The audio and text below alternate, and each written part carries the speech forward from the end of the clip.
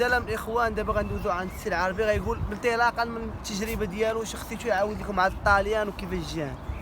السلام عليكم. العربي من النواحي ديال الصويره.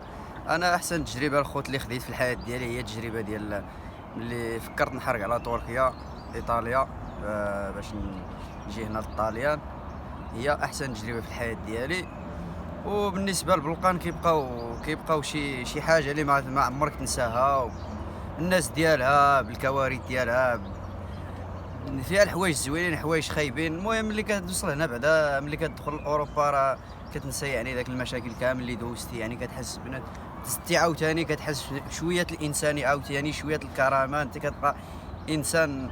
يعني بالنسبه كنصح الدراري ولكن بالنسبه لطريق تركيا الخوت قاصحه شويه. يعني كنصح الدراري شي طريقه اخرى ولا دفع الوريقات ديالك اخويا. اوروبا راه زوينه ما يكذبش عليك شي واحد يقول لك راه اوروبا خايبه ولا شي حاجه. يعني هاد الناس استقبلونا احسن استقبال واكلين شاربين ما جينا ما قصدنا العائله. راه 90% ديال المهاجرين ما كاينش اللي كيقصد عائلته هنا.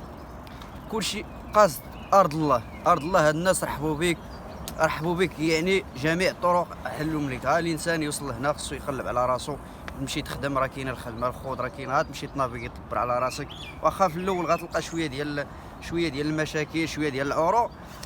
من بعد غيحن الله وغادي غتمشي تدبر على راسك الخوت. وبالنسبه كنعيشوا شويه كاينين الدراري اللي كيعيشوا شويه ديال الظروف ولكن وكاينين الناس اخرين اللي عندهم عاوتاني اراء اخرى على اوروبا بالنسبه لاوروبا.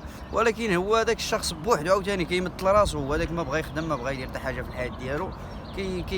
يعني كتريح معاه. هو الواحد كتجي اول مره دخلتي لاوروبا هنا بحال هذوك الناس ننصحك بلا ما تريح معاهمش. قلب على الناس اللي واصلين عاد ريح معاهم باش يعطوك تجربه في الحياه. وشكرا. غندوزو